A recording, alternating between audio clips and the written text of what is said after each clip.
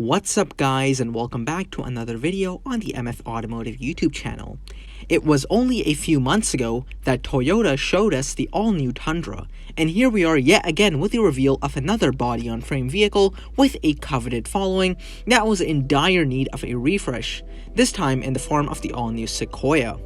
Now, this reveal isn't really a surprise to anyone, as we were fairly certain that the new 4Runner or the Sequoia was right around the corner and yet to be revealed. Unfortunately, we don't get to see the 4Runner just yet, but today we get to see the all-new Sequoia, which is still pretty exciting. So, what's new for this year? Let's find out. Styling-wise, the Sequoia is quite similar to the Tundra, with the exception of a few changes and of course the absence of the truck bed. A predominant change, which seems to be the talk of the town, is the addition of a smaller grille. Apparently people aren't yet immune to that change. Who knew, right? Furthermore, we get standard LED headlights and optional power deployable running boards, and of course, different trim and wheel pairings consecutive with each individual trim. Speaking of trim, or trim levels for that matter, the Sequoia will be available with 5 at the time of launch.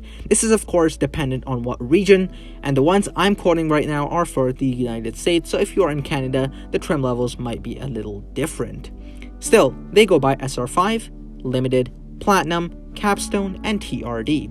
Each trim bringing with it its own unique set of features, which we will touch on a little later in the video. Next, let's move on into the interior, which much like the exterior, shares virtually everything with the Tundra, which is a good thing I assume because I really dig the new interior.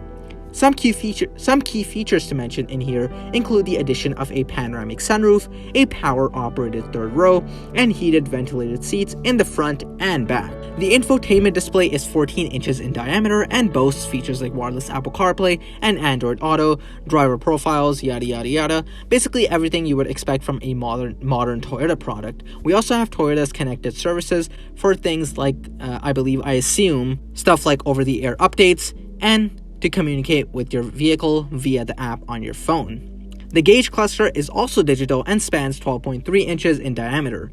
Most of the features I just mentioned are optional, but some things are specific to the Capstone trim, like this beautiful semi-aniline leather. The trim you see on the dash is also real wood, walnut to be exact. Other niceties include the ambiance of mood lighting and a third row that can slide both back and forth. With the interior discussed, let's get down to the business end of things, the technical specifications.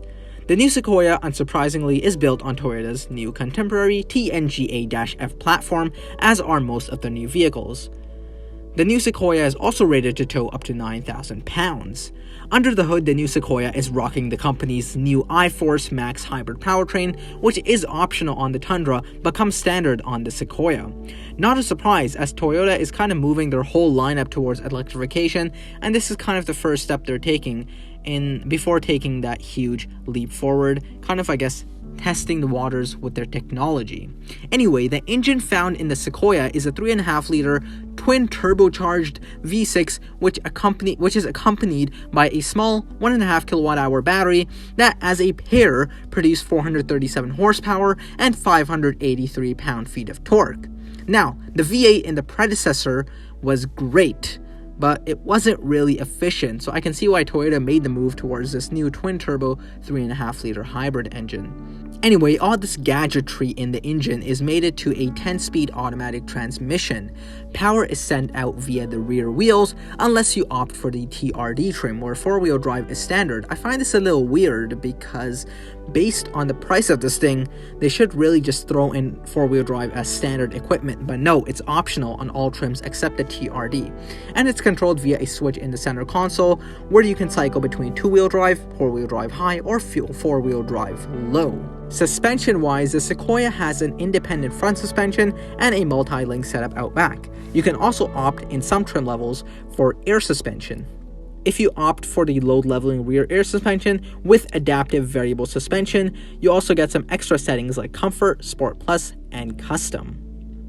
Toyota Safety Sense 2.5 is also standard on all trim levels of the Sequoia and includes stuff like pre-collision assist, lane departure warning, automatic high beams, dynamic radar cruise control, lane tracing assist, and road sign assist. To list some of the competitors of the Sequoia include the Nissan Armada, GMC Yukon, Chevrolet Tahoe, Ford Expedition, are just a few I can remember off the top of my head. Now, when can you buy the new Sequoia? Well, actually, it's not too far away. The new Sequoia will be available for sale in summer of this year, or spring of this year, I believe, actually. So only a few months away, and unfortunately, we don't have any word yet on pricing. Well, guys, that wraps up my overview of the all-new 2023 Toyota Sequoia. I can't wait to see this thing in person. Until then, I'm holding judgment on the styling, but hopefully, it won't be too long before we see these things roaming out on the streets. Anyway, guys, thanks for watching. Give it a big thumbs up if you enjoyed it, and I'll catch you in the next video.